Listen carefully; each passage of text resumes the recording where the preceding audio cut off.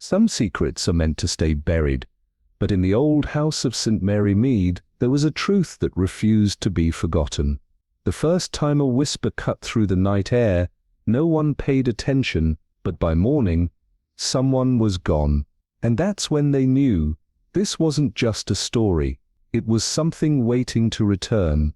The morning in Blackwood Hollow was thick with the scent of damp earth, the remnants of an overnight rain still clinging to the edges of rooftops and dripping from skeletal branches that arched over the cobbled streets. A low mist curled around the village green, making the world feel smaller, quieter, except for the gentle murmur of conversation from the small group of women gathered near the bakery, their voices hushed as if the very air carried secrets best left unspoken. Among them Eleanor Whitmore stood apart, her gloved hands folded neatly, watching the way the fog moved like restless spirits through the alleyways. Across the square, Mr. Henshaw, the aging bookseller, shuffled toward his shop, pausing only to glance toward the towering silhouette of Blackwood Manor, perched on the farthest hill, its darkened windows like watchful eyes over the village below. "A strange morning, isn't it, Miss Whitmore?" came the voice of Margaret Holloway, the widow who knew everyone's business before they knew it themselves. Eleanor turned slowly, offering the older woman a polite but measured smile. "Strange in what way, Mrs. Holloway?" Margaret took a step closer, her eyes darting toward the manor as if speaking its name aloud would summon something from its depths. "There's been an incident at the manor." The words were barely above a whisper, yet they carried the weight of something unspeakable. Eleanor's expression did not change, but the air between them seemed to tighten. "An incident?" she repeated, her voice carefully neutral. Margaret nodded, glancing over her shoulder before leaning in. "Mr. Alden Harrow was found dead, in the study, door locked, no sign of forced entry. And yet," she hesitated, her breath shaky, "and yet he wasn't alone when he died. The police are saying no one could have entered or left, but—" She paused as if unsure whether to finish the thought. "But," Eleanor prompted, tilting her head ever so slightly. Margaret's fingers twisted in the fabric of her shawl. "They say his face was frozen in terror, as if he saw something that shouldn't have been there." The words lingered between them, unsettling in their implications. Eleanor's gaze lifted once more to the manor, its presence heavier now, the mist curling tighter around its foundation. "Fear is a peculiar thing, Mrs. Holloway," she murmured, her voice unreadable. "Sometimes what we fear most is not what is seen, but what we believe to be true." Margaret shuddered, wrapping her shawl tighter. "You always were an odd one, Miss Whitmore." But Eleanor wasn't listening anymore. She was already thinking of the manor, of the locked door, and of the secrets that refused to stay buried. The manor at Ravenshade stood like a spectre against the morning mist, its towering stone facade veiled in a thin shroud of ivy that coiled up the walls like something alive, clinging, whispering. Eleanor Vale stood at the foot of the estate's winding gravel path, her sharp eyes taking in the bleak silhouette against the rising sun, the windows dark and unwelcoming. It was a house that breathed history in heavy dust-choked sighs, a place where secrets had been folded into the very fabric of its walls. The village had already begun its murmurs.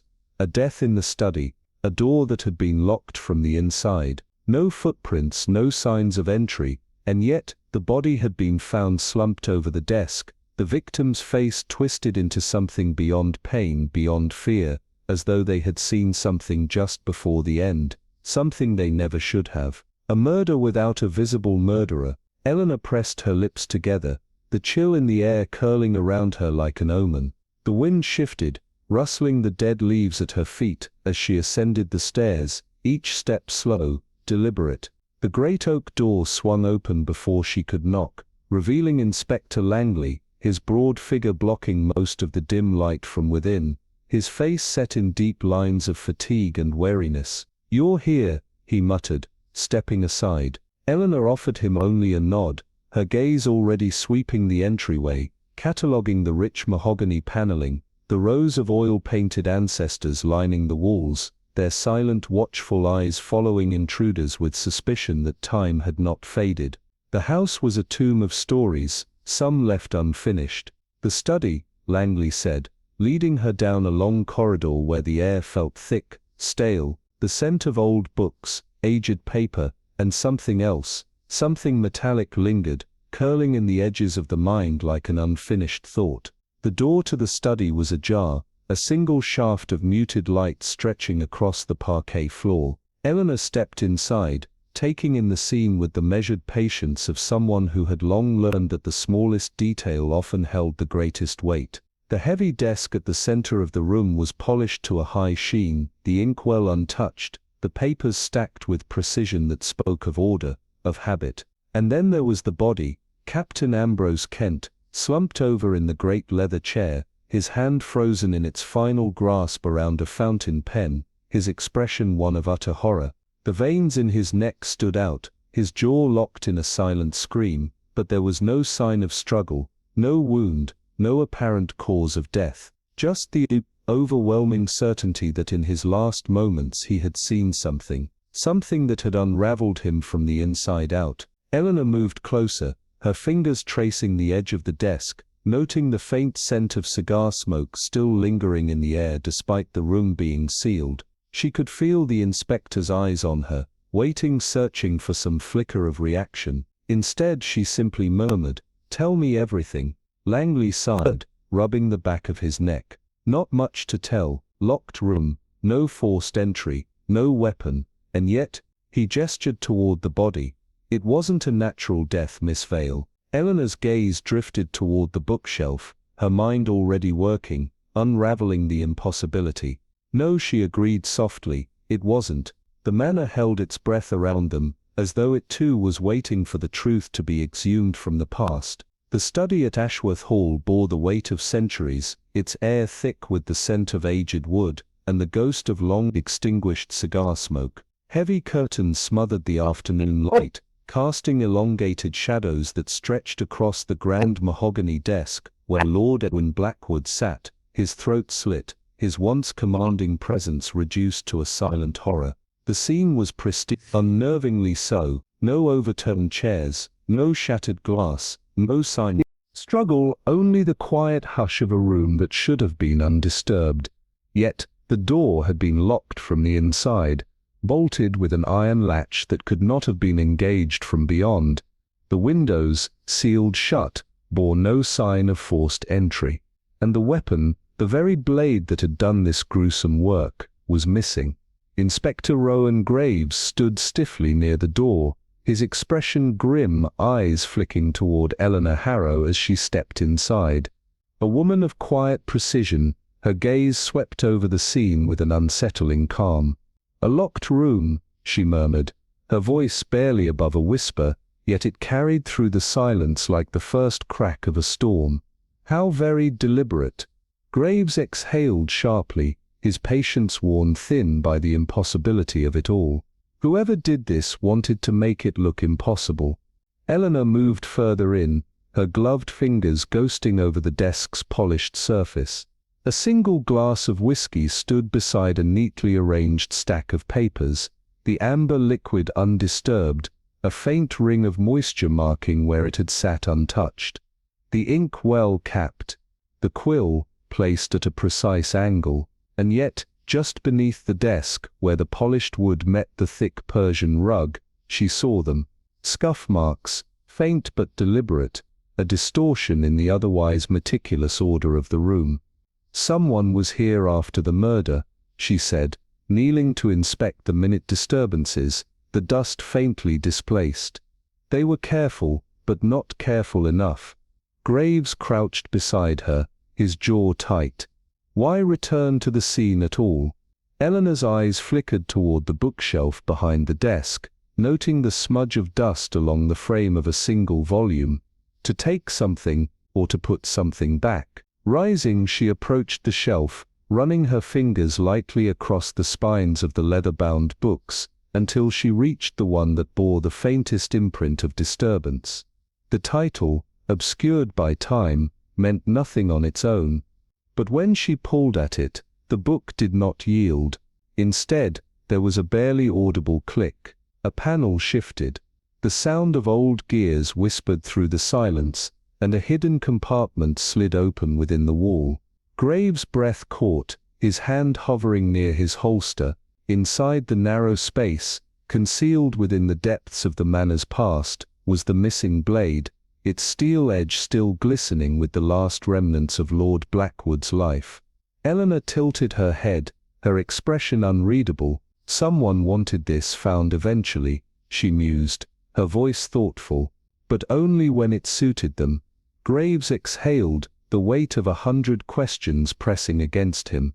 Then the killer isn't just hiding, Miss Harrow, they're playing a game. Eleanor allowed the faintest hint of a smile, and they expect to win. The manor creaked softly, as though shifting beneath the weight of the secrets it had been forced to keep, and Eleanor knew this was only the beginning.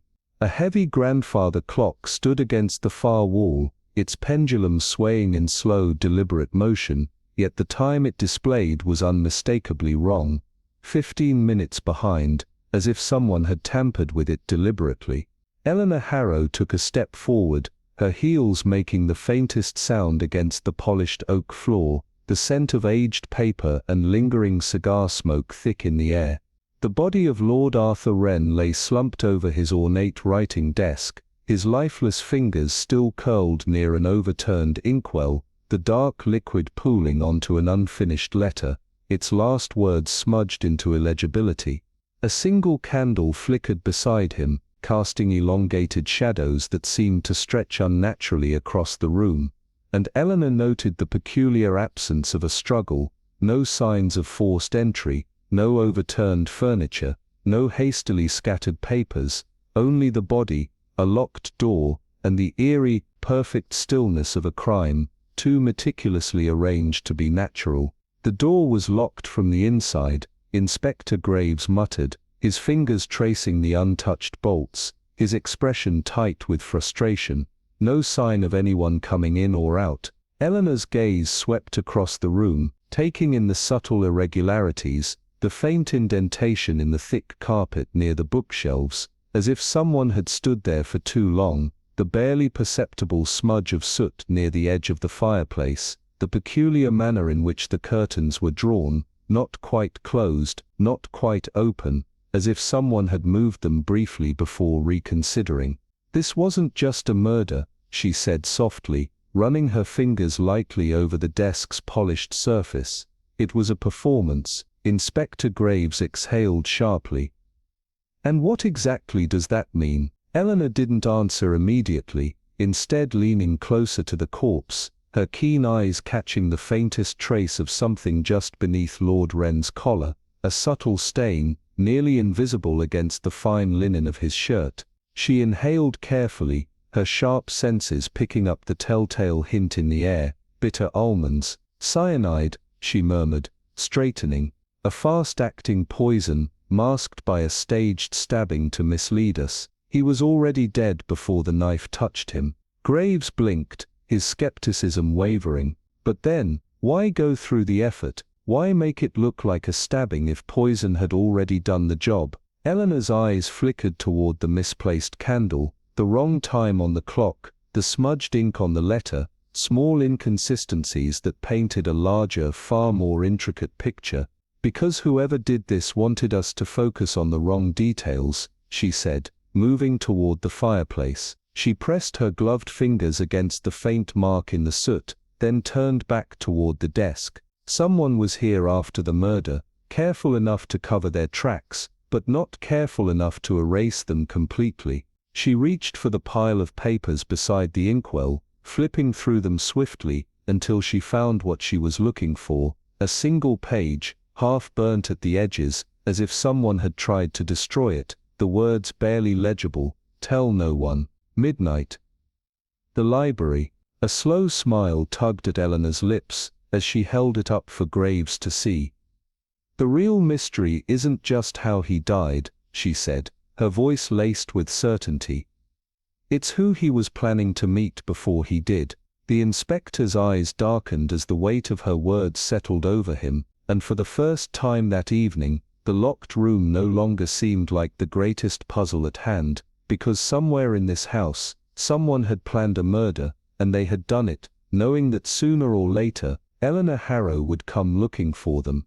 The room was silent, yet not the kind of silence that brought peace. It was the silence of something deliberately concealed, the breath of a crime that had been committed too carefully, too precisely, to be an accident. The fire in the hearth had long since died, leaving only the ghost of warmth clinging to the air, mingling with the unmistakable scent of aged paper, polished wood, and something else, something just beneath perception, sharp yet fleeting, as if it had been scrubbed away in haste. Eleanor Harrow stood in the center of the study, her keen eyes tracing every detail, her fingers lightly grazing the edge of the heavy mahogany desk, where the late Judge Montgomery lay slumped forward, his face half buried in the ink-stained parchment he had been writing on moments before his death. The pen in his stiffened grip had left a long jagged line across the paper, the final stroke of a thought, never completed. A half-drained glass of wine sat beside him, the dark liquid still clinging to the rim, untouched since the moment it had been placed there, but it wasn't the wine that caught Eleanor's attention. It was the meticulous arrangement of objects around the judge's body, the careful placement of books, the absence of any sign of forced entry, the way the clock on the wall ticked steadily forward, yet displayed the wrong time, 6 minutes fast, as if someone had adjusted it intentionally. No signs of a break-in, no struggle, Inspector Calloway muttered, rubbing his jaw as he surveyed the scene. Locked from the inside, could be a stroke, but something about this doesn't sit right. Eleanor's lips curved into a faint smile. That's because it wasn't a stroke, she said softly, moving towards the fireplace. The ashes in the grate were undisturbed, except for a single burnt corner of paper, as if something had been destroyed in haste. She reached for the poker, lifting the fragile scrap from the embers, revealing just enough of a phrase to set her pulse racing. The verdict must not be overturned. A final message, hastily burned but not completely erased. Her fingers tightened around the scrap as she turned back to the desk, her eyes narrowing. This wasn't a moment of weakness. This was precision. Someone wanted him dead, and they wanted it to look like an accident. Calloway exhaled sharply. Poison, then? Eleanor tilted her head, stepping closer to the body. Perhaps. But not just any poison. Whoever did this was careful. There are no signs of distress, no overturned chair, no clawing at the throat. That means the judge either never saw it coming, or he trusted the person who gave it to him. Her gaze dropped to the wineglass again, but this time she caught something she hadn't noticed before, a faint ring of moisture on the desk, slightly to the left of where the glass now sat. Inspector, she said quietly, motioning him over. Someone moved the glass after he died. Calloway frowned. Why would they do that? Eleanor didn't answer right away. Instead she leaned down, bringing her nose just above the rim of the glass. The scent was faint, nearly undetectable, but there was something that didn't belong. Bitter almonds. Her mind clicked through the possibilities, the likelihoods, the careful construction of a crime built to deceive. Cyanide, she murmured, straightening, a classic choice. Quick, efficient, but also telling. Whoever did this knew exactly what they were doing. Calloway's frown deepened, but if it was cyanide, why move the glass? Eleanor tapped a finger lightly against the desk. Because the killer wasn't just covering their tracks, they were trying to guide us toward the wrong conclusion. They wanted us to see the wine, to focus on it, to assume the judge drank willingly. But what if the poison wasn't in the wine at all?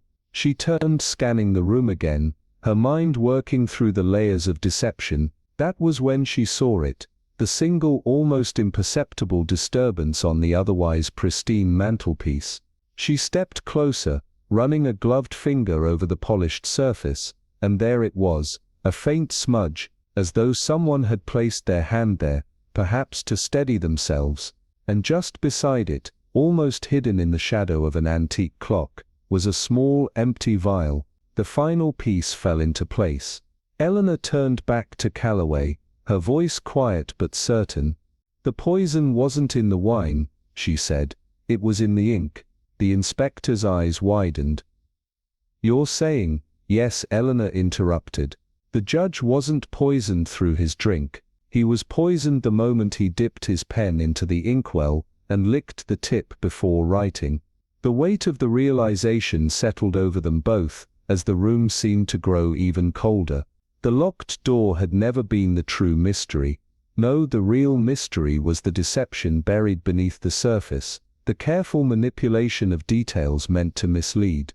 And now, as Eleanor turned the burnt scrap of paper over in her fingers, she knew one thing for certain: whoever had done this was still out there, and they had gone to great lengths to ensure their secret stayed buried.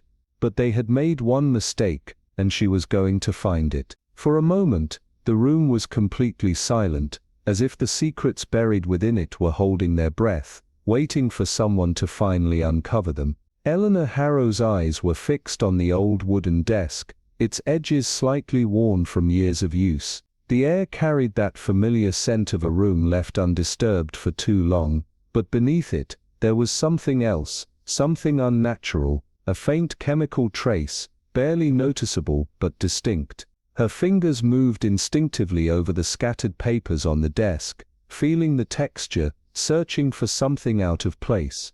Amidst the neatly stacked documents, there was a single folded page, slightly creased as though someone had tried to hide it in a hurry. She carefully unfolded it. The handwriting was uneven, rushed. "This game has gone on for too long. I can't stay silent anymore. Tomorrow night, I'll tell them everything, no matter the consequences." Eleanor lifted her gaze, scanning the room again with a fresh perspective, as though piecing together a puzzle where every detail mattered. Her eyes landed on the bookshelf. One particular volume sat slightly out of alignment with the rest, pushed forward just a fraction, as if someone had hastily placed it back. She reached for it, sliding it free from its place. As she flipped through the pages, something thin and crisp rustled within, a folded envelope.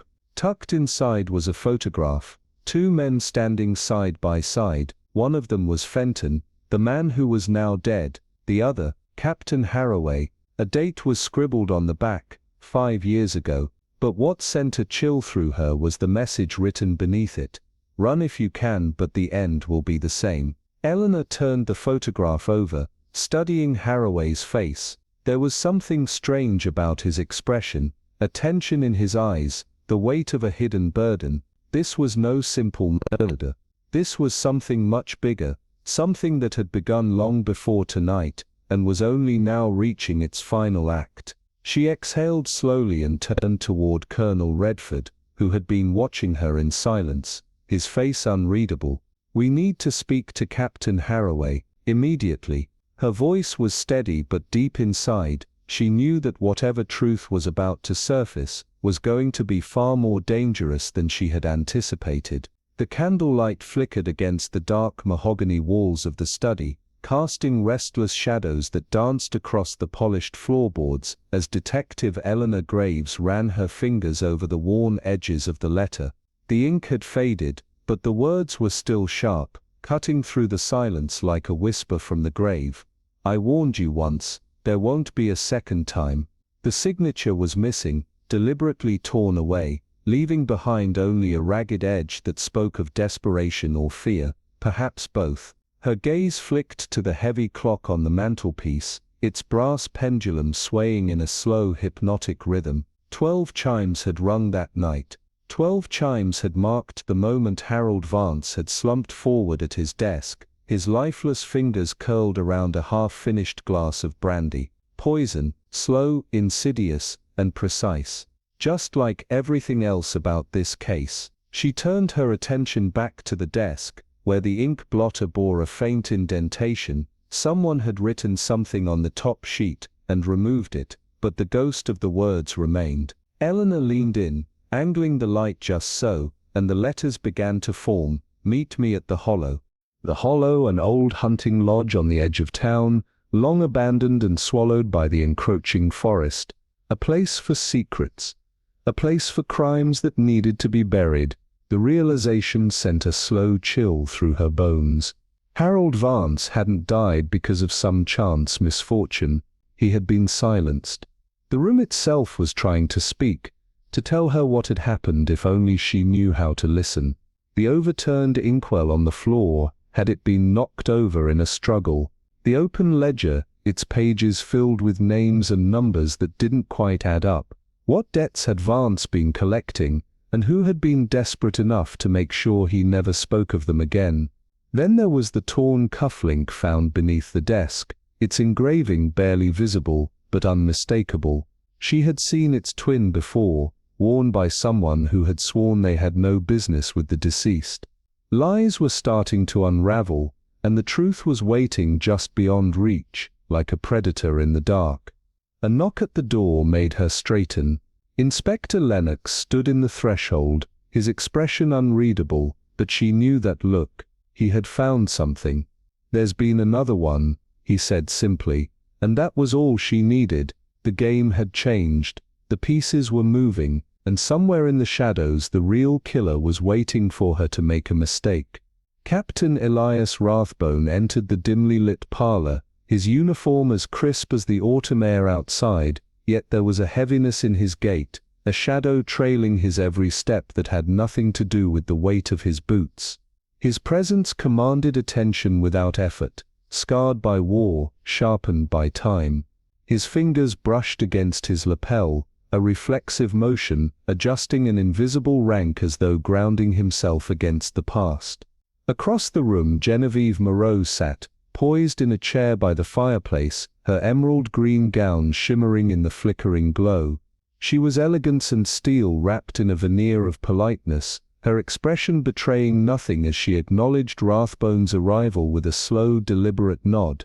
"Captain," she murmured, her voice carrying the subtle grace of someone who had spent a lifetime choosing her words carefully.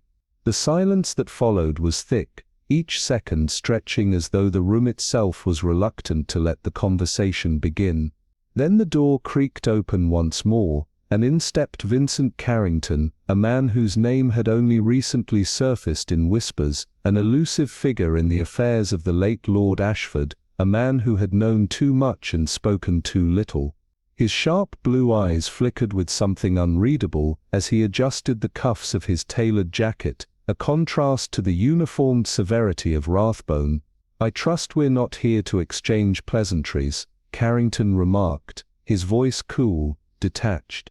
"Certainly not," came a voice from the doorway, and all eyes turned to Evelyn Ashford, the widow of the recently deceased, her dark veil, a mere suggestion of mourning rather than an embrace of it.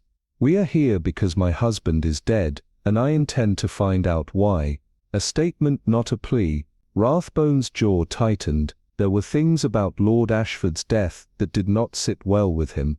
The misplaced documents in his study, the broken quill on his desk, as though he had been interrupted mid-thought, and the faint scent of perfume lingering where it had no place. And now here they were, a gathering of those who had something to lose, or worse, something to hide. Evelyn took her seat, her hands clasped neatly in her lap, but her eyes, those piercing grey eyes, moved from one person to the next, measuring, calculating. "Let's begin with something simple," she said, her voice even but edged with quiet authority. "Captain Rathbone, you knew my husband well. Tell me, was he afraid before he died?" Rathbone's fingers curled subtly against the arm of his chair, his hesitation brief but telling. "Lord Ashford was many things," he said carefully, "but afraid, no. Though he was troubled," Evelyn echoed, tilting her head slightly. "By what exactly?" Before Rathbone could answer, Carrington let out a low chuckle, shaking his head. "Oh, come now. We're not children playing at secrets, are we? Lord Ashford was not troubled, he was cornered."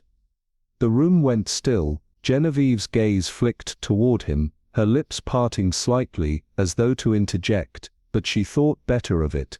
"Explain," Evelyn said, her voice quiet but sharp. Carrington leaned back, crossing one leg over the other, his expression one of amused indifference.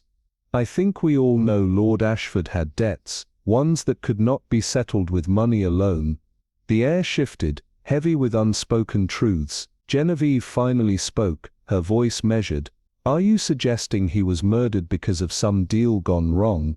"I'm not suggesting anything," Carrington said with a smirk, "but someone in this room knows exactly why Lord Ashford met his untimely end." Evelyn's fingers tightened slightly against the fabric of her dress. "And what about you, Mr. Carrington?" she asked, her tone deceptively smooth. "You claim to have only known my husband in passing, and yet here you are, speaking as though you were his closest confidant. Knowing a man and understanding his fate are two very different things, Lady Ashford," Carrington replied. But there was something in his eyes, a flicker of something beneath the arrogance, a secret, a lie. The walls of the room seemed to close in, the crackling of the fire the only sound between them. Each person here had a story, but which one of them was hiding the final chapter? Evelyn leaned forward, the weight of her gaze pressing against them. "Someone in this room knows the truth," she said, her voice barely more than a whisper, "and I intend to find out who." The room carried the weight of something unsaid, something thick in the air like the lingering scent of old books and dust-covered secrets. It was the kind of silence that pressed against the chest, slow and suffocating. Inspector Eleanor Hawthorne, seated with a stillness that made her presence all the more unnerving, tapped a gloved finger against the polished wood of the table.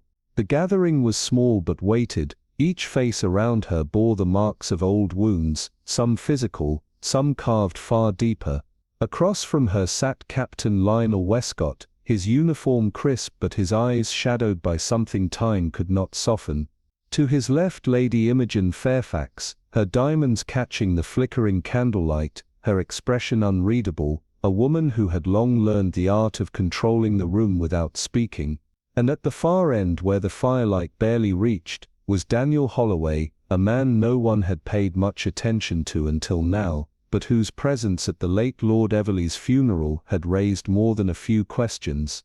The heavy oak doors had barely closed behind him before he spoke, his voice carefully measured, betraying the nerves he was trying to suppress. "I was merely a business associate," he said, the words too smooth, too rehearsed. "An investment opportunity, nothing more." But Hawthorne wasn't fooled by easy words. She leaned forward slightly, the small movement enough to shift the energy in the room. "Investment in what, precisely?" Holloway hesitated. "Art," he said, after a breath too long. Lord Everleigh had a particular interest. The corners of Lady Imogen's lips barely twitched in amusement, but it was Westcott who scoffed. "Lord Everleigh never cared for art," the captain murmured, "at least not the kind one hangs on the walls." Something in his tone made Holloway stiffen. Hawthorne caught it, the unease, the buried truth itching to surface. She let the moment hang before she spoke again, her voice as soft as it was lethal.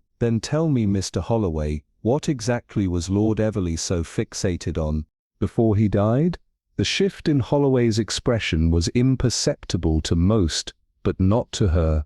The slight clench of his jaw, the fingers curling subtly against his knee. "He wanted something from his past," he admitted. "Something he needed to set right." Hawthorne absorbed the words, felt the weight they carried. A man like Everleigh did not set things right without blood being left in its wake. And now, Everleigh was dead, the pieces were shifting, the pattern beginning to form. Lies, omissions, carefully placed words, all were threads in the same web. The tension in the room thickened, stretching like a wire about to snap. Westcott, who had remained rigid, exhaled slowly, the sound almost lost in the stillness. "War changes a man," he said, his voice quieter than before.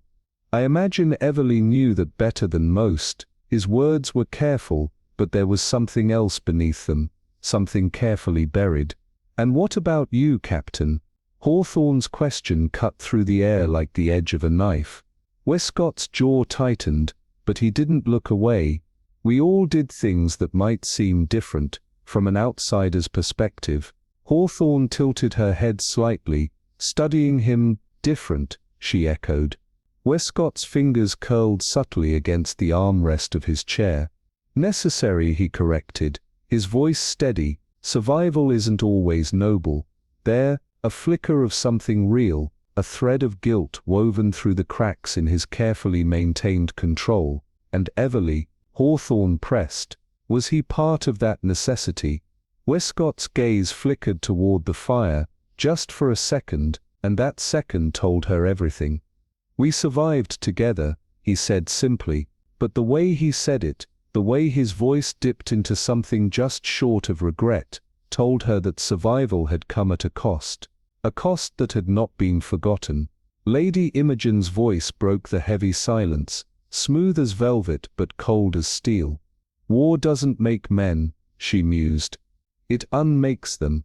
The fire crackled in the silence that followed, a sound that felt almost intrusive. Hawthorne let her gaze slide back to Holloway, who had remained silent, his eyes darting between the others. "You still haven't told me the truth, Mr. Holloway," she said softly. He swallowed. "I don't know what you mean. I think you do," she said, her voice dangerously close to gentle. "And I think Lord Everley's past didn't just catch up with him, it caught up with all of you." The silence that followed was absolute, a moment stretched too long, a tension too thick to ignore. Someone in this room had killed Lord Everley, and Eleanor Hawthorne was going to find out who.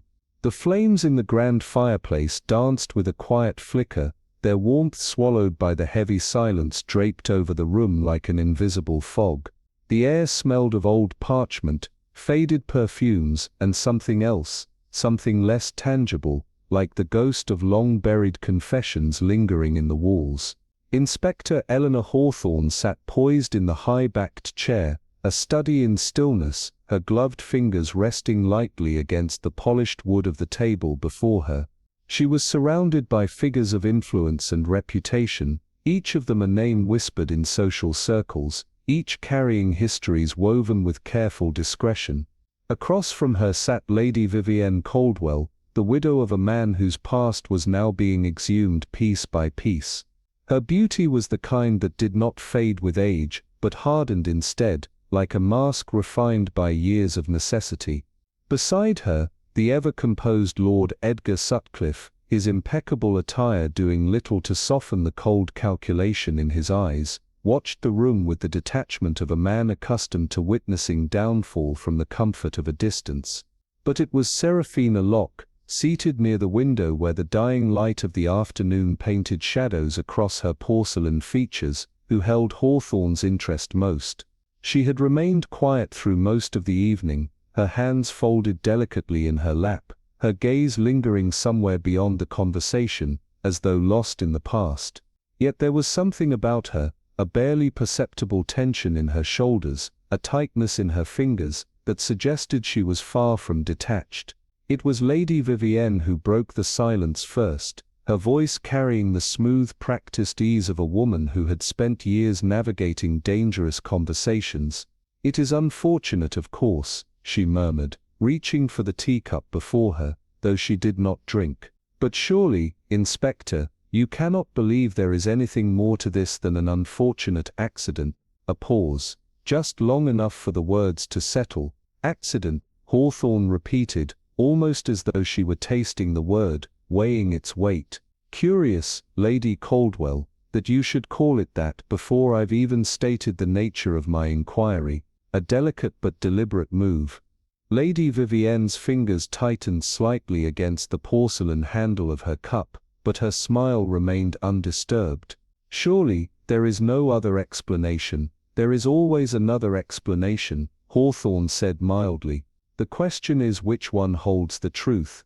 A quiet tension pulsed through the room, subtle but undeniable. The very walls seemed to lean in as though they too wished to hear what would be spoken next. "The war changes all of us, does it not, Lord Sutcliffe?" Seraphina's voice was quiet but clear, cutting through the silence with the precision of a needle piercing silk. It was the first time she had spoken, and her words held weight, deliberate in their restraint. Lord Sutcliffe turned his gaze toward her, measured and unreadable. "War reveals us, Miss Locke," he replied, his voice smooth but edged with something sharper. "It does not change what is already there."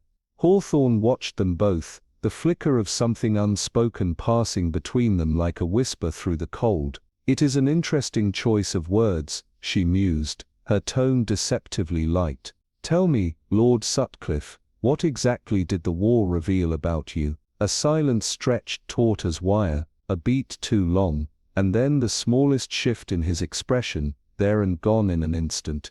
"That not all battles end when the war is over," he said, his voice quieter now. The room seemed to breathe around him, as though his words had unsettled something long dormant. Lady Vivienne exhaled softly, shaking her head with the graceful resignation of someone watching a game she had once controlled slip through her fingers. "Inspector, we have all suffered," she said, her tone soft but edged with something like finality.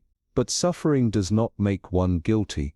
"No," Hawthorne agreed, "but it does leave marks." Her gaze swept across them, pausing just long enough on each face to let the weight of her words settle. "And I have found that marks are far harder to conceal than intentions." Another silence, this one deeper, heavier. Seraphina's hands, so carefully folded in her lap, clenched just slightly, the movement almost imperceptible. But Hawthorne saw it, and she knew. The truth was here, hidden between the carefully chosen words, buried beneath years of practiced restraint.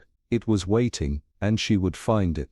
The manor stood silent, its walls heavy with secrets, its air thick with the weight of history. There had always been a coldness to it, an echo of something lingering in the grand hallways and behind the thick velvet curtains, but tonight, that coldness had deepened into something else, something almost alive. The storm outside had begun its slow descent, tapping against the tall leaded windows like impatient fingers drumming against glass, and in the dim glow of the study, Inspector Evelyn Harrow sat unmoving, her gaze fixed on the open journal before her. The ink had dried in hurried strokes, jagged and uneven, a testament to the desperation of the hand that had written it. "He knows. He's always known. God help us if the truth comes to light." The words were scrawled across the page, not neatly recorded like a diary, but slashed onto paper in a fit of barely restrained panic. Harrow exhaled slowly, her breath barely disturbing the dust motes swirling in the lamplight.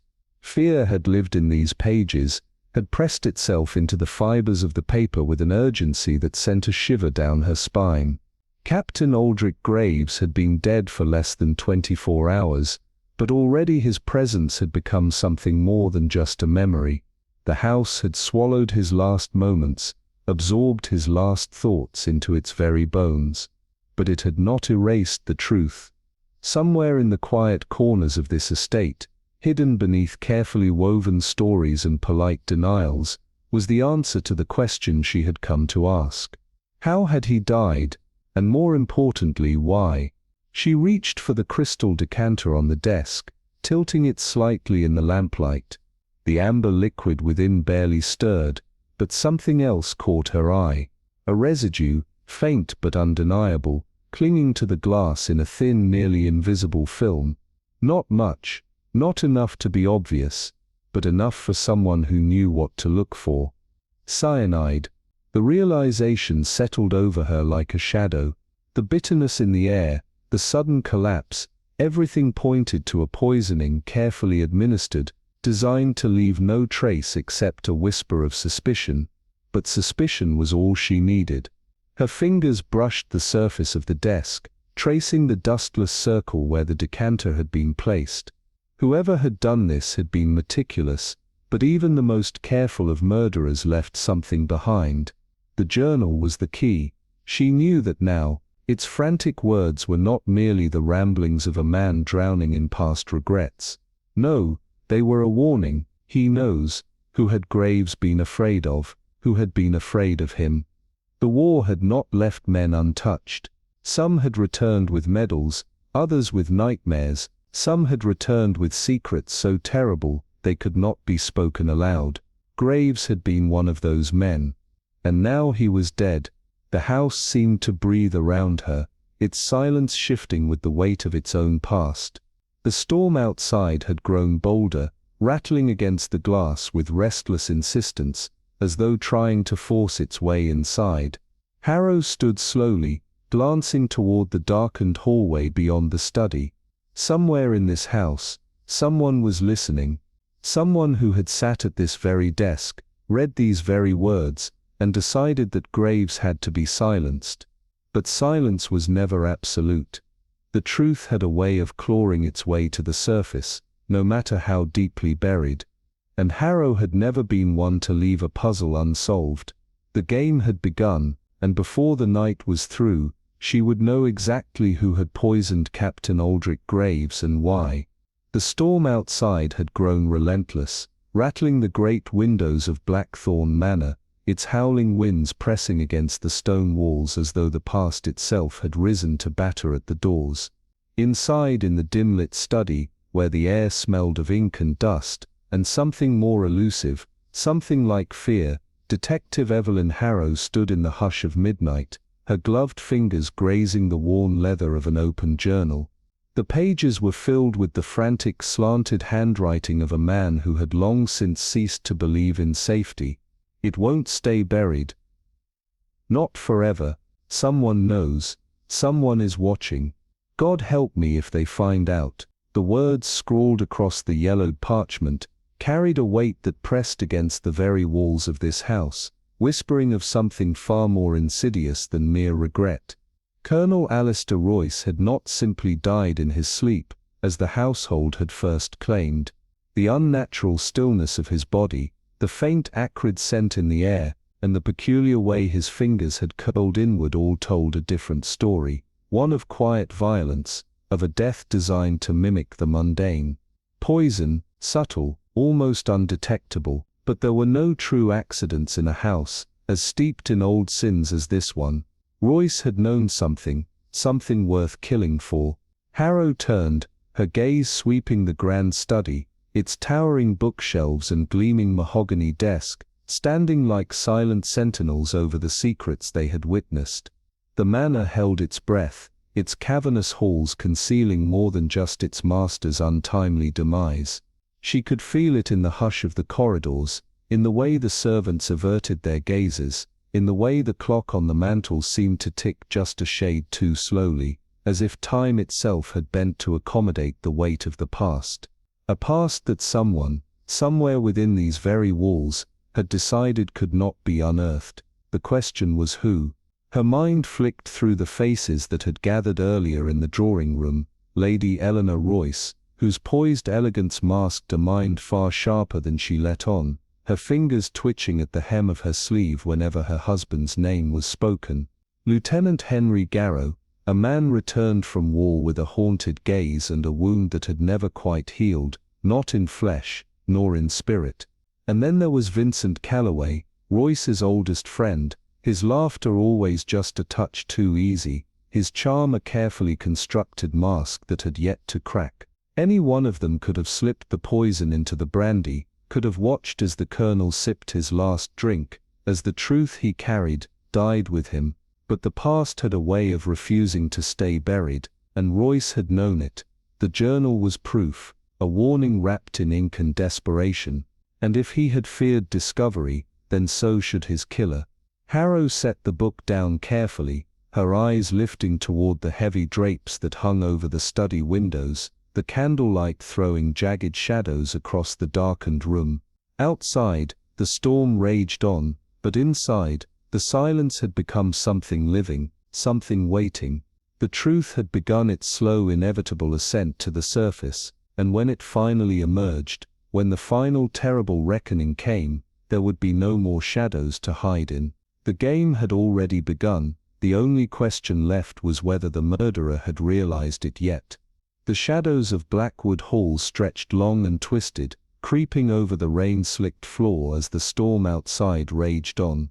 The shattered glass windows trembled with each strike of lightning, and the portraits on the walls, faces frozen in time, seemed to watch, their hollow eyes following the unfolding horror. Inspector Gabriel Thorne stood motionless in the dim firelight, his fingers tracing the edges of an old water-damaged journal, its pages curling like dying leaves. The words inked within were faint but unmistakable, a confession, a warning, or something far worse. His voice, cold and measured, cut through the suffocating silence. "This isn't just a murder, it's a betrayal. Colonel Everett Wade was dead, not merely killed, but executed. His body a message carved in silence, left in the drawing room as if waiting for judgment. But who was it meant for? And why now?" Lady Eleanor Harrow, her fingers always poised over rosary beads, now sat unnervingly still, her delicate features betraying nothing. But Thorne saw the faint tremor in her hands. Captain Elias Drake, the calculating strategist, once a man of steel nerve, now seemed caught in a game he no longer controlled. The truth, Thorne knew, was not in the crime itself, but in the war that had never truly ended. Some debts could not be erased, some secrets refused to be buried. Blackwood Hall was not merely a house, it was a battlefield, its walls holding the ghosts of something far greater than a single murder, and whoever had broken the silence had only just begun. The storm raged louder outside, the wind howling through the broken windows like a distant, unearthly scream. A flash of lightning illuminated their faces for a fraction of a second, revealing fear, anger, and something else, something far deadlier. Then, in the quiet that followed, a voice, barely above a whisper, shattered the air. "Now the only question is, who will break first?" The storm outside lashed violently against the towering windows of Ravencroft Manor, the relentless wind howling through unseen cracks like a chorus of spectral voices whispering secrets long buried. Within the dimly lit parlor, where the fire's glow barely fought back the creeping darkness, Inspector Elias Crowe stood with an unreadable expression, his fingers trailing lightly across the polished surface of a glass decanter. It had been untouched since the moment they arrived, much like the truth that now sat, suffocating and heavy, between the 5 figures scattered around the room.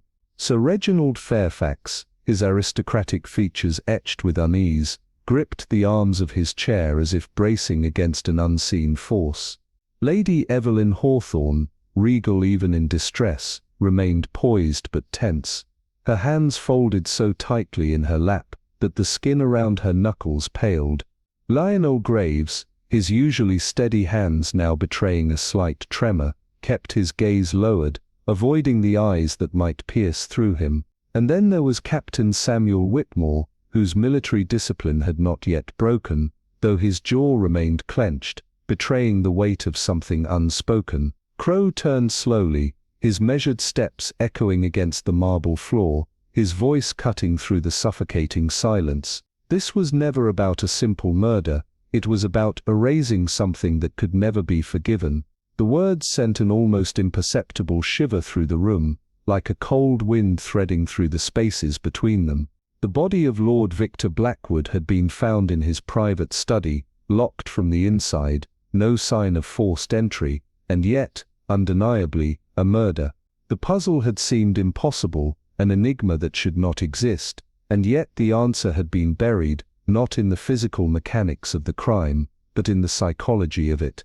Blackwood had not merely been killed, he had been silenced. Crowe's gaze flickered toward the ornate grandfather clock, its pendulum swaying in unwavering precision, a chilling reminder that time itself had been a factor in this crime.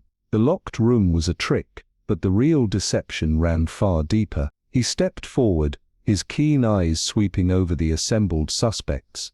Victor Blackwood knew something so damning, so destructive, that the only way to contain it was to kill the only man who held its knowledge. His hand hovered over an object on the mantel, a single unassuming fountain pen, its silver surface gleaming under the firelight. It was not just a pen, it was a weapon, a key, and ultimately, the undoing of the one who had wielded it. He picked it up, holding it between his fingers, and spoke again, his voice quieter now but laced with the power of revelation. He did not write his own final words, but someone else did, and that Lady Hawthorne is where the deception begins. The lady's breath caught, ever so slightly, but it was enough. A predator's smile ghosted over Crowe's lips. The lie had been flawless.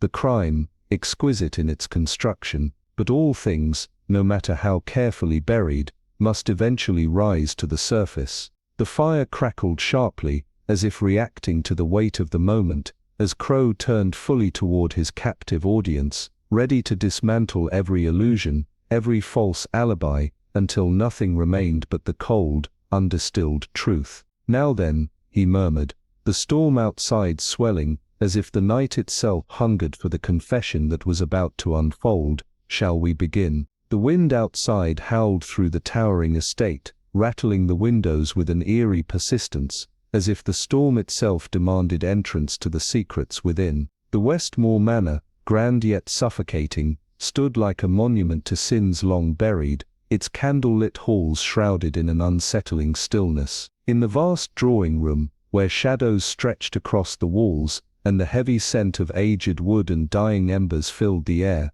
Detective Alistair Crow remained motionless, his gaze sweeping over the 4 figures before him, each one a pillar of wealth, prestige, and now, unmistakable guilt. Lord Everett Ashford, his finely tailored suit betraying the tremor in his hands, sat rigidly near the fireplace, his once arrogant demeanor now dulled by uncertainty. Lady Eleanor Vale, composed yet unnervingly pale, sat near the grand piano, fingers twitching over the lace of her gloves. Percival Holt, his usually analytical mind clouded with apprehension, stood near the liquor cabinet, his glass of brandy untouched, and then Colonel Edwin Mercer, a man who had commanded battlefields without hesitation, yet now found himself unable to meet Crow's eyes. The silence was thick, the kind that did not invite peace, but dread. Crow exhaled slowly, the weight of truth pressing against the walls of the room.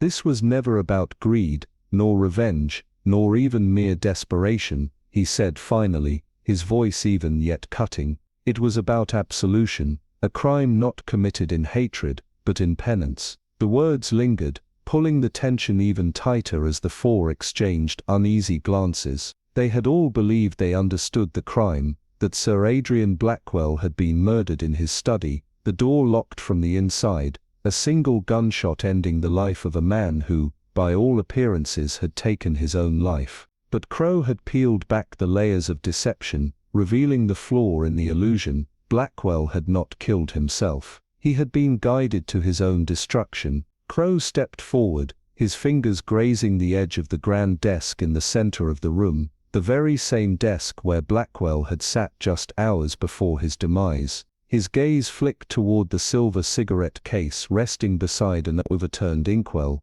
both of which had gone unnoticed by the others, but to him had been the key to the unraveling truth. The locked door, the single gunshot, the absence of any struggle, it was all staged. A perfect crime, meant to absolve its architect from the sins of the past. His eyes met Mercer's, who stiffened but said nothing. The others had not yet grasped the significance of what Crow had uncovered, but Mercer had, because he had been part of it. The detective lifted the cigarette case, his gloved fingers brushing against the faintest trace of white residue hidden within its clasp. He did not intend to die alone. The words sent an almost imperceptible shudder through the room, a gust of wind rattling the window panes as though the night itself bore witness. Blackwell was poisoned long before that gunshot rang out. The cyanide was slow-acting, carefully measured, just enough to weaken him, to dull his mind, to make him compliant. Crow's voice was unyielding now, his deductions slicing through every deception like a blade. The gun was placed in his hands, the door locked behind the one who orchestrated it all. He turned his gaze to Mercer, whose composed facade cracked ever so slightly. "You weren't covering up a murder, Colonel. You were fulfilling a promise." The silence that followed was deafening. Crow could see it now, the unspoken history, the weight of old debts, the shadow of a war that had never truly ended. Mercer's jaw clenched, his hands gripping the arms of his chair as though he could steady himself against the truth. "He asked you to do it, didn't he?" Crow continued, his voice quiet, yet razor-sharp. "He couldn't live with what you both had done, so he asked you to help him end it. But even in death you knew he had to be seen as the guilty one. Not you, not the others who had been complicit. Mercer exhaled, his breath ragged, the weight of the revelation crushing whatever strength he had left. The storm outside surged, a bolt of lightning illuminating the room for the briefest moment, casting long jagged shadows across the faces of the gathered suspects. Crow had laid it all bare, and so he murmured, setting the cigarette case back on the desk with deliberate finality. We arrive at the truth, not just of Blackwell's death, but of the past you all tried to bury. Tell me, Colonel, when did you realize that ghosts cannot be silenced? The storm clawed at the manor, its howls rattling the stained glass windows as if trying to pry open the secrets trapped within. Inspector Alistair Kent stood motionless at the center of the grand study, the air thick with the scent of old books, firewood, and something more insidious, fear. Across from him, Lord Edmund Greaves sat rigid in his armchair, his fingers twitching against the carved mahogany, while Lady Eleanor's breath came in shallow gasps, her gloved hands twisting in her lap. The others, Colonel Darius Henshaw, the ever-composed Doctor, Evelyn Wren, and the brooding silent Felix Arkwright, stood like statues, their eyes flickering toward the lifeless figure sprawled upon the Persian rug. Lionel Blackwell, their host, their benefactor, and if the rumors whispered in the dimly lit corridors were to be believed, the orchestrator of all their misfortunes lay unnervingly still, the glint of a half-emptied brandy glass beside his limp fingers. But Inspector Kent knew better. The brandy was merely a ruse, a theatrical touch in an already elaborate crime. It was never meant to look like murder. Kent murmured, more to himself than the room. It was meant to look like justice. A silence fell, taut as a wire ready to snap. The firelight carved deep shadows into the faces of those gathered, distorting their features into something almost grotesque. He was poisoned, of course, not through the drink, that would be far too obvious, but through the ink. Kent continued, pacing slowly. A letter written by Blackwell himself, using a quill tainted with belladonna extract. Ingenious, really. He signed his own death warrant without ever realizing it. A gasp from Lady Eleanor, the Colonel's mustache twitched. Dr. Wren narrowed her sharp, calculating eyes. And yet, Kent went on, his voice a low, deliberate murmur, this was not the work of a desperate killer, nor an accident of fate. This was planned, coldly and methodically, by someone who knew Blackwell's habits, who knew he revised his letters late at night, alone, in this very room. He turned sharply, his gaze locking onto Felix Arkwright, the man who had barely spoken since the body was discovered. You were the one who fetched the ink, weren't you, Mr. Arkwright? The others turned as one, their breaths collectively held. Felix's jaw tightened, his knuckles whitening as he curled his fingers against his sleeves. And you were the only one who stood to gain from his death, not in inheritance, but in retribution. Felix lifted his gaze, the fire reflecting in his dark eyes. He ruined you, Kent pressed, his voice a razor's edge. He took your sister, your reputation, and left you to rot while he flourished. And so you ensured that his final moments were spent writing a confession, one that would never be read. The weight of the room was suffocating now, the crackling fire the only sound. Felix let out a slow breath, a bitter smile ghosting his lips. You're clever, Inspector, he murmured, but not clever enough. And then, with a sudden violent movement, he knocked over the brandy glass. The liquid spilled across the rug, seeping into the fabric like ink on parchment. Kent surged forward, but it was too late. The hidden vial was gone, its final traces dissolved into nothingness. Felix raised his wrists in surrender, his expression eerily serene. The truth always comes out, he said softly, but sometimes it comes too late. The storm outside roared louder, as if laughing at the cruel, merciless game of justice and revenge that had played out within these cursed walls. The village of Black Hollow had always carried whispers of the past, but tonight, those whispers had turned into a silent, suffocating presence that clung to every shadow. The manor at the edge of the village, once a symbol of opulence, now stood as a mausoleum of secrets, its darkened windows watching over a town that pretended to forget. The storm had passed, yet the air was thick with something unspoken, something unfinished. Inspector Graves stood at the heart of it all, his hands still cold from the weight of the truth he had unearthed. Eleanor Devereux had spent a lifetime weaving deception into the very fabric of her existence, orchestrating a death so meticulously that even she had started to believe in her own innocence. But lies, no matter how beautifully crafted, had a way of unraveling under the right scrutiny. She had counted on the town's apathy, on the carefully cultivated illusion that no one would dare dig into what truly happened to Lord Redfield that night. But Graves had seen past the performance, the misplaced alibi, the altered timepiece, the way her grief had been too precise, too measured. "You never intended to be the hero," he murmured, watching her as the weight of exposure settled onto her fragile frame. She did not respond, only tightened her grip on the velvet armrest of the chair where she sat, her mask of composure cracking at the edges. Outside, the church bells rang, the hollow chimes marking the turn of the hour, the inevitable march of time, that neither guilt nor desperation could pause. The town, for all its reluctance, would have no choice but to acknowledge the truth now. The crime that had festered beneath its surface for too long had been dragged into the light. And yet, there was no victory in this revelation, only the quiet, dreadful realization that the past never truly released its hold. It only changed the shape of its grip. As the inspector signaled for the constables to escort Eleanor away, she did not struggle, did not plead. Instead she let out a breath, long and slow, as if exhaling years of a burden she no longer had the strength to carry. The villagers, peering from their shuttered windows, would wake tomorrow to find the world unchanged, as they always did. But the manor, the town, the very air of Black Hollow would never be the same again, because no matter how many ghosts were unearthed, their echoes always remained. The village of Ashbourne had learned to mask its history behind the quiet routine of daily life, its cobbled streets and ivy-draped cottages whispering a tale of resilience rather than remembrance. The affair of the Renford estate had been settled, or so they claimed. But in the stillness of the morning air something restless stirred beneath the surface.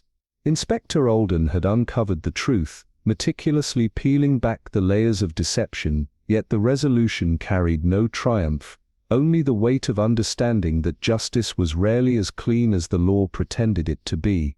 Eleanor Renford, with her careful grace and unwavering calm, had stood at the heart of it all, her voice measured, her eyes unreadable, even as the final veil of illusion had been torn away.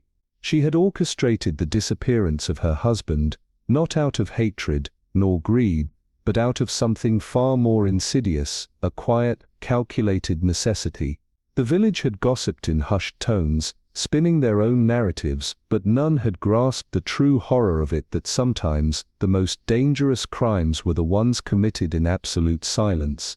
Alden had watched as she accepted her fate, not with fear, not with defiance, but with an eerie sort of resignation, as if she had always known this moment would come.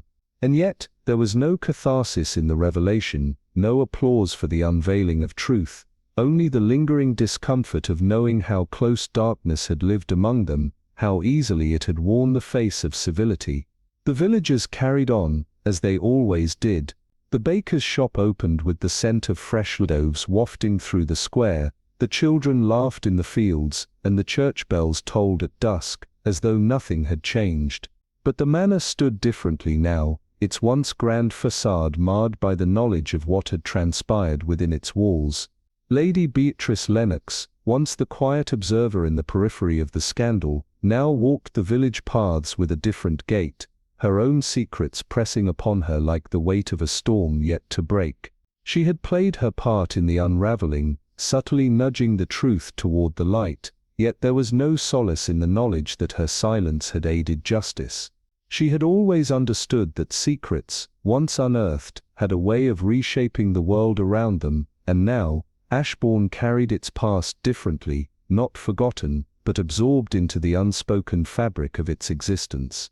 As the sun dipped below the hills, casting elongated shadows over the thatched rooftops, Alden found himself staring down the long road leading away from the village, knowing that his work here was done, yet the echoes of the case would follow him long after his departure.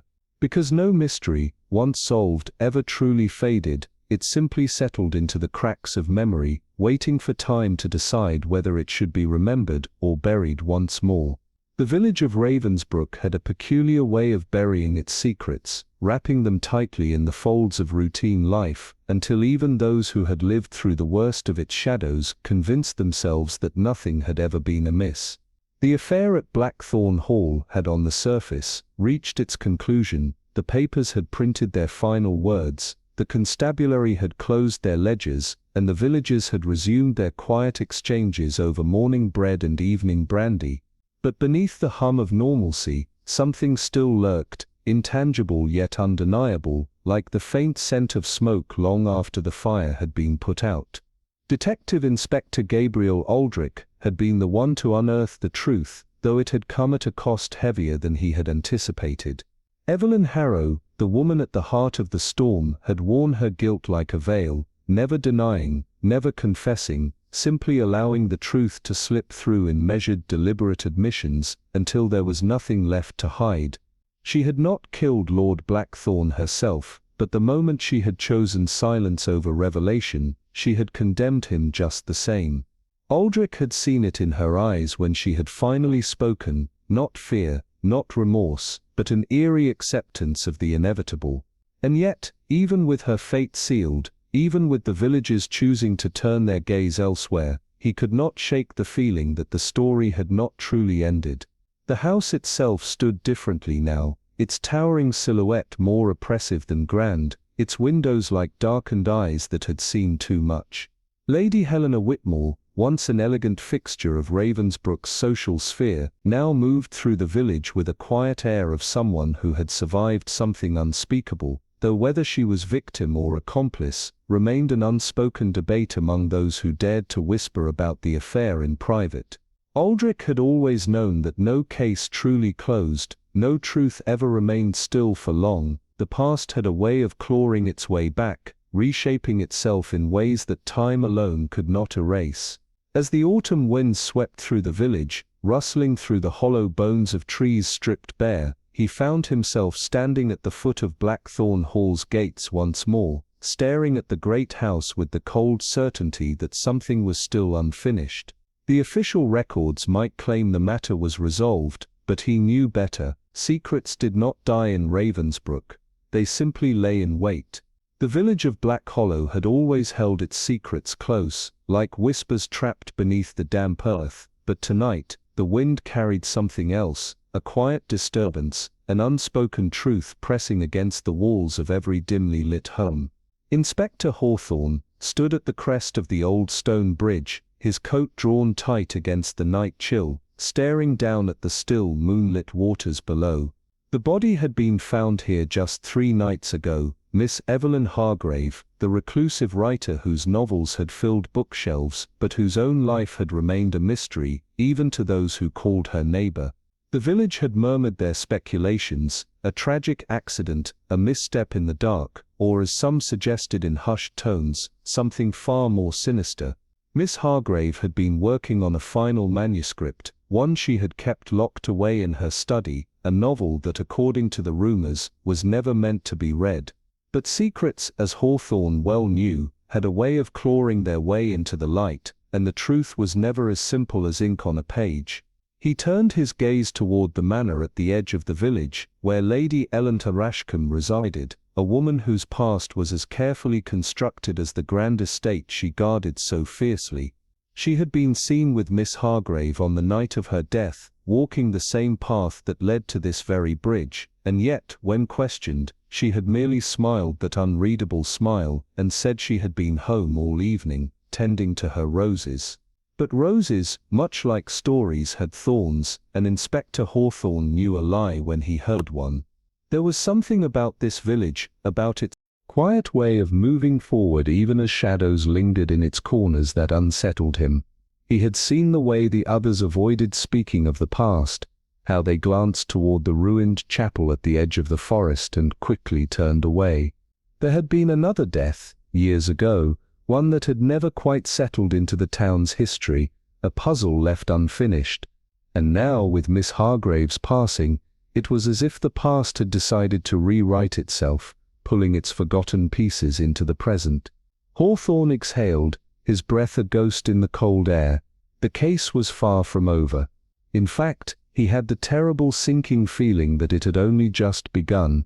The village of Ravenshade lay beneath the heavy shroud of twilight, its narrow streets carrying the weight of whispers that refused to die. Inspector Alistair Crowe stood motionless outside Blackthorn Hall, the ancient manor looming in the fading light, its cold stone walls holding secrets long since buried. The case had begun with a single chilling discovery: the lifeless body of Evelyn Whitmore found seated in her drawing room, her hands resting on an old letter, a glass of untouched wine beside her. No forced entry, no sign of struggle, and yet her vacant eyes held the unmistakable trace of horror, as if she had seen something in her final moments that should never have been. The villagers spoke of Evelyn in cryptic fragments. She had been the last keeper of something forgotten, the last one to know the truth about what had happened at Blackthorn Hall all those years ago. Crowe knew the difference between superstition and deception, and this was no ghost story. This was murder, deliberate and unflinching. But Evelyn's death was only the beginning. As Crowe stepped through the grand oak doors of the manor, the air inside was thick with the scent of aged books and decaying memories.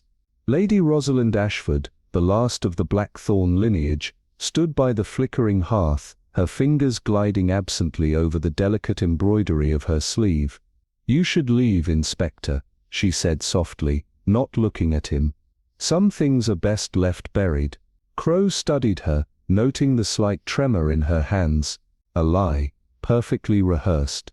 But the truth was never so easily concealed. The past never truly stayed dead. It lingered in the corners, in the quiet spaces between spoken words, in the echoes of footsteps that should no longer be heard. Crowe had seen it before, in different places, on different faces. Guilt had a way of surfacing, no matter how deep it was submerged. Outside, the village carried on, its people retreating into their homes, their windows glowing softly against the encroaching dark. But Crowe knew that beneath their quiet lives lay something rotten, something that Evelyn Whitmore had uncovered too late. The letter she had been holding had vanished before the authorities arrived. Someone had taken it, someone who had feared what it contained. The truth was out there, waiting, hiding in the spaces between the past and the present, and in Ravenshade, where the wind howled through the hollow trees and the mist rolled in like grasping fingers, the past was never truly gone. It was watching, waiting, and Crowe would not stop until he unearthed it.